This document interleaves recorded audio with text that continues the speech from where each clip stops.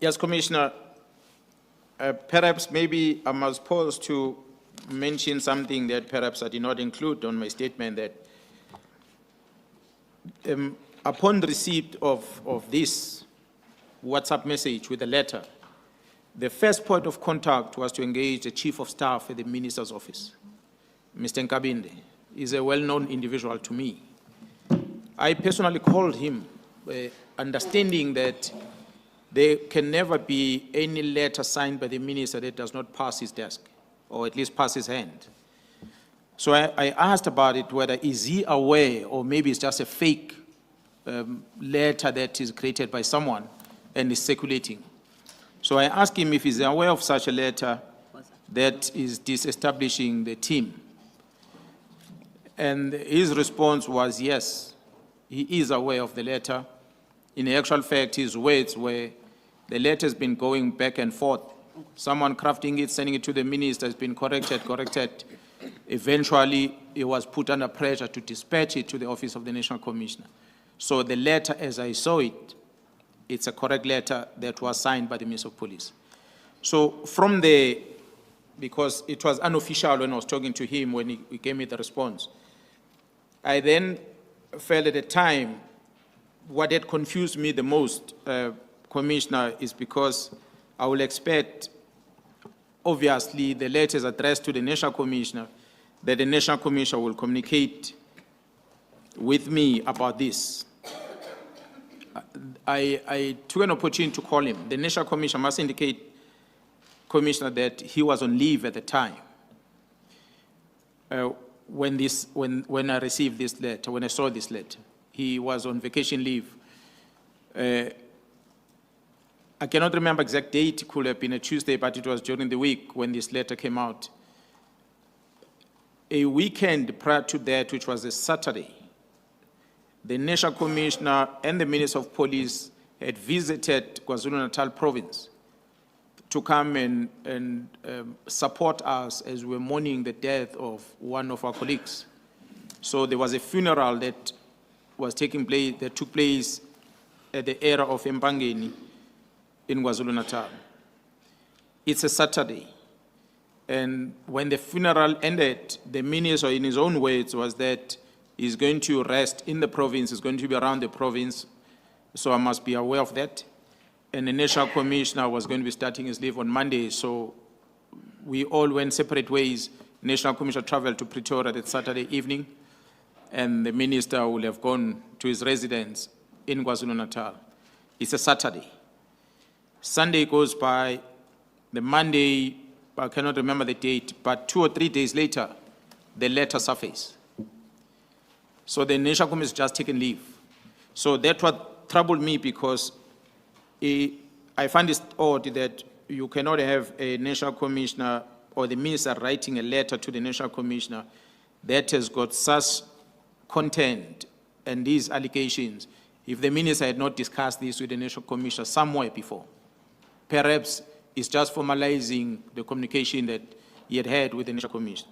That's why then I took a decision to contact the National Commissioner, to try and establish from him whether is he aware about this letter, has he been told about this disestablishment.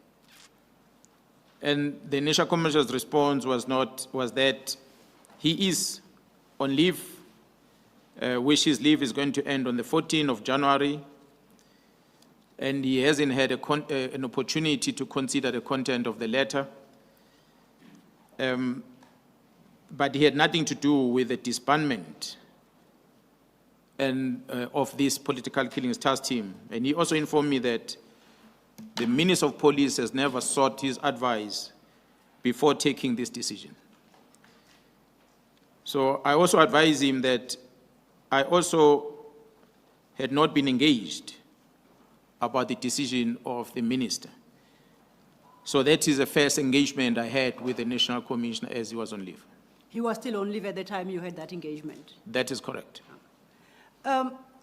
Before then we discuss what you did next, can I go back to an issue you raised and you said it's not part of your statement, and that relates to your contact with the chief of staff in the minister's office.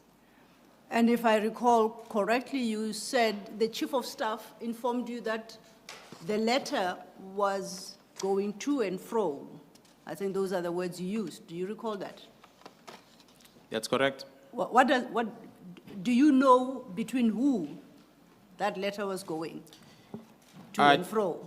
Commissioners, I did not ask him who are these back and forth, but my conclusion was that the drafters of the letter were on the other side of the country. Country, you said?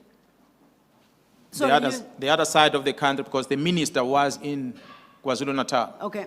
So the drafters would have been elsewhere, not together with the minister. And the correspondence will have gone to the chief of staff, who then directed to the minister.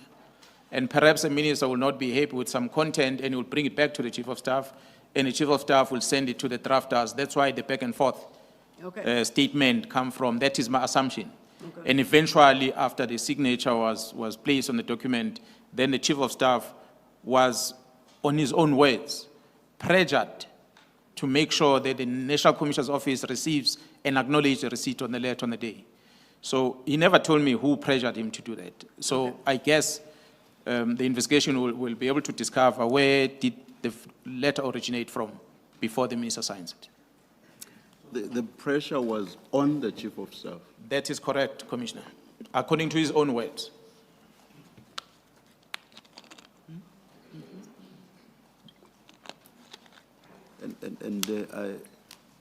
Over what period, if you know, was the minister in KZN? I know from the time of the funeral. When was the funeral? And do you know up to what point? I do not know the duration that the minister was in KZN for, but actually I don't even know when he arrived in KZN, but the funeral was on the Saturday, which was the last Saturday of December. The funeral was on that Saturday in KwaZulu-Natal, and on the 2nd is when this letter was signed. And when we separated on the day of the funeral, the minister told me that he's going to be in the province. So whether he had left the province maybe between the funeral day and the date of the letter, I do not know. Thank you, General. Thank you, Chair. Attempted to speak to the president. No, unfortunately, I did not receive a report back. I do not know what was engagement. It is for that reason, Commissioner, that without receiving that, I personally reached out to the chairperson of the portfolio committee as an oversight body to the police work, because I realize it looks like every door I'm knocking, nothing is happening. National Commissioner, please speak to the minister, it's not happening. National Commissioner, check with the president, I'm not getting a feedback. And the next body that I must engage is an oversight body, which is Parliament. I then contacted the chairperson of the portfolio committee, Honorable Cameron, myself. I requested him to invite me to the portfolio committee. Ordinarily, I was not supposed to be part of the portfolio committee. But through my request, he invited me to be part of the portfolio committee. It is that portfolio committee where I was able to then express my feelings about this decision in the presence of both the National Commissioner and the Minister. But even that effort failed. Nothing happened as a result. So those are all the efforts that I did. Thank you, Ms. Silla. Thank you, Commissioner.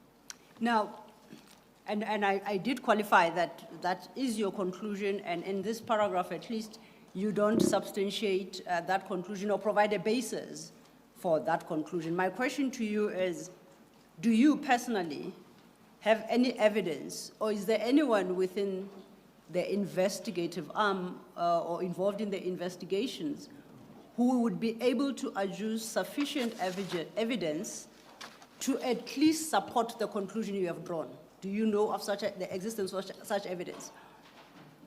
Commissioners, I am aware of the evidence that was extracted as the team in Gauteng were investigating, which made me reach the conclusion that indeed this is what made someone to influence the minister to close it, because the the evidence that we're going to present later by someone who's going to come before this commission who were part of this Gauteng investigation, they uncovered that communication within the syndicates was making a reference to the team, not being understanding that what is happening in Gauteng is for Gauteng, is not for KZN. You say communication between the syndicate, but you are not implying that that communication extended to the minister, are you? To some degree, the associates, as I referred to here on this paragraph, are associates of the minister. And the very same associate does show communication that seems to suggest that the minister is fully involved in the decision that this syndicate is taking. Do you accept the responsibility on your part to substantiate fully, not necessarily today, but in the fullness of time, the conclusions you have drawn in that paragraph? Yes, Commissioners, evidence is there on the record, although some of it will perhaps require to be covered in camera, but the evidence is there that will support my conclusion on this. The individuals, the colleagues, as I said earlier, my July briefing was a collective effort, men and women who are part of the investigation in Gauteng, who knows and they've gathered evidence to support the allegations that we ended up making. And they are going to come before this commission and they're going to present that evidence. We will be able, under oath, to confirm that indeed that is evidence that we've collected. And we have no reason not to believe that it is the real evidence that proves the linkages between the syndicates and the minister himself. 137, you basically deal with the experience of the task team, the efforts of the task team, the reports continuously made by the task team in challenging the conclusion arrived at by the minister in his letter of the 31st. You see that? Would you like to briefly touch on the issues that you raise in those paragraphs? Commissioner, referring to paragraph 1 to 9. I'm referring to from paragraph 1 to 9, where you engage now with the letter, and you stated in the letter, I quote, the minister claims that his observation is that the existence of this team is no longer required. I do not know what facts support the minister's conclusion. I deny the correctness of the minister's conclusion and aver that they are wholly baseless. That's what you stated 129. In succeeding paragraphs, you then engage with the basis for why you disagree with the minister's conclusion. And that's what I would like you to summarize for the benefit of the commission. And that should take you to 137, paragraph 137. Okay, thank you, Commissioner. As I indicated earlier, that this political killings task team is one of many task teams that are running in the country. So for the minister to isolate the political killing task team alone raises question. And for the conclusion that the minister says that the team does not add any value, the value of the police is to prevent crime, to investigate crime, and bring the perpetrators thereof to justice. And this team has demonstrated that. So I did not understand the value the minister was referring to. Whether it was privy to the success, the achievement of the team or not, it's something perhaps the commission will be able to bring, because to date I've never had an opportunity to ask him. These are questions I wanted to ask him, and I never had an opportunity to ask. So therefore it could not be justified that the team, with these stats that it has, that it can just be classified as a team that does not add value in the work of the police in the country. And as I said, commissioners, that this team, through their success rate, they were even given a task that went beyond the scope of the work on their inception, and they were tasked to go and work in the Eastern Cape, and they were given the responsibility to investigate cases of traditional leaderships and the likes. So it cannot be then correct for the minister to say a team that is recognized, and it's the only one that has been recognized like this in the country, for such a team to simply make an allegation that it does not add value, it's wrong. In all front, that's why I disagree with what the minister said.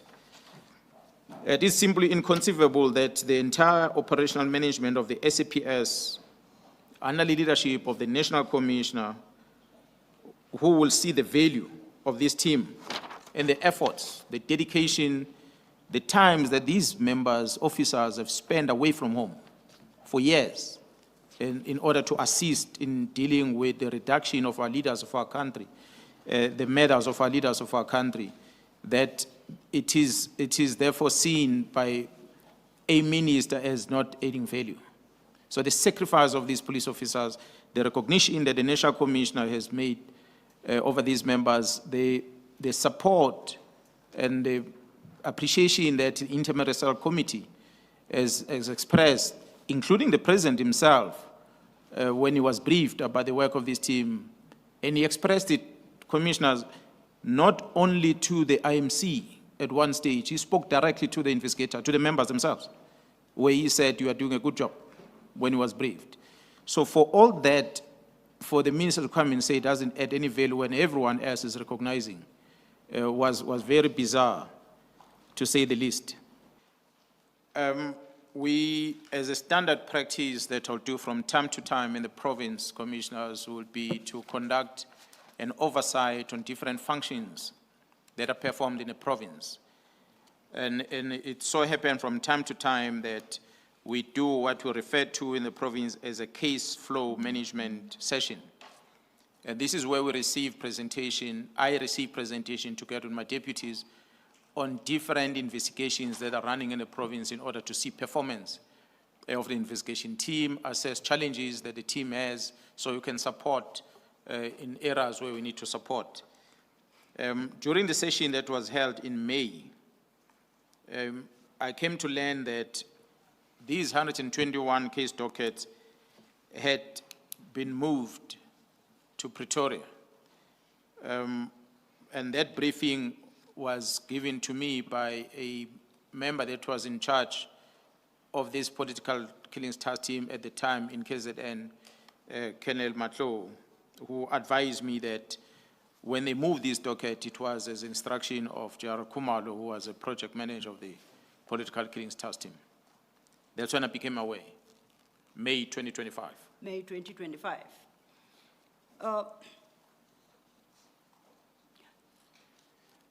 What did you do, if anything, upon learning? It would have been easier, Commissioner, for me to pick up a phone and call J.R. Kumalo because I'm in constant communication with him. But since, in my eyes, this was violating the law, I felt it's important to start putting things formally. So I wrote to J.R. Kumalo, inquiring about these directives that he has issued. I was asking him about the status of these dockets because the team had presented to me that through his instruction, the dockets were taken to the head office. And the letter you reference is at MK11, you refer to it, paragraph 138 of your affidavit, of your statement rather, my apologies. That is correct. And that annexure, MK11, appears at from pages 192, Commissioners. If you could turn to the letter, General. Is that the letter? That is correct. That is the letter that I wrote to J.R. Kumalo, inquiring about these dockets. Now, it is clear from a reading of that letter that you made the inquiry to General Kumalo in the terms that you expressed yourself, but neither your statement nor your annexures say anything about whether or not you received a response from General Khumalo on these issues, did you? Yeah, well, General Khumalo did indicate to me that he had received instruction which led him to hand over these dockets to the head office. And that instruction came from the Deputy National Commissioner Crime Detection, Jairus Bia,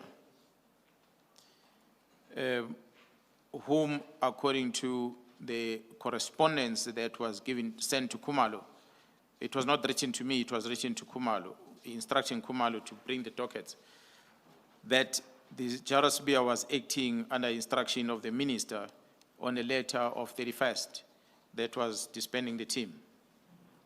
Now, do you know whether or not the demand of the transfer of the dockets to Pretoria was with the knowledge, concurrence, and support of the National Commissioner? Do you know that as a fact at all? Before that, how did Lieutenant General Khumalo convey what you've just said to you? Was it orally? To your knowledge, did any of the 121 dockets contain any detail regarding investigations or generally the work of the Gauteng counterintelligence in the Gauteng counterintelligence operations? Did any of those dockets refer, could be parallel to, based on the description, the explanation you gave us earlier, to any of the work of the Gauteng counterintelligence operations? Commissioners, the directive from Jairus Bia was talking about the deactivation of the political killings task team. The case docket of the political killings task team was situated in KwaZulu-Natal, and they were not part of the Gauteng counterintelligence ops. So the GCI ops dockets were kept separately from those that were brought from KZN. Okay. So I don't think there was any mixture whatsoever. Now, in last question then, and perhaps very briefly, your paragraph 141 and 142, you speak of an analysis conducted on those dockets upon their return, and you draw certain conclusions as to what happened to those dockets in the intervening period. Would you like to summarize that? And that will be the last question for the day. Commissioners, although this matter came to the public through the media briefing the National Commissioner had, again, thanking the media for bring this matter to the attention of the entire citizens, that when the media made an inquiry to the National Commissioner, the National Commissioner already directed a week prior to that for the dockets to be taken back to KZN. And we had since convened with the acting divisional commissioner of detective service at the time, and we agreed together with General Khumalo of how we're going to deal with these dockets that are sitting in Pretoria before they come to KZN, be mindful of a possibility that the commission might want to have a look at those dockets. So our agreement was that we are going to have these dockets audit conducted, page by page in each docket, to confirm that which was handed over at the head office, whether it is still intact as it's coming back. As the directive of the National Commissioner, it was explicit that the copies of those dockets must be made and kept at the head office. So the team had to then make photocopies, scan those dockets, and sign off on each and every document that is inside the docket, and conduct inspection on the docket to see whether has there been any investigation conducted, meaning the very same team, political killing task team, that came to hand over the dockets after driving from KZN and bringing them here, they came here to come and conduct an inspection on this docket to see the status, whether there is any entry that is made on these dockets from the time they were handed over. They did find few of them, maybe a small percentage, I will not give the exact percentage now, but few of them, there were some entries that were made in those docket. From the investigation team, from the head office, they said they were instructed to conduct inspection on a docket. As they were conducting those inspections, they had made some entries that they had confirmed, some of them, that the investigation is complete. They're supposed to be arrested, but because they're not empowered to do that, they are not investigating officers, they didn't do anything about it. They just confirmed that on paper, and they left it there on the docket.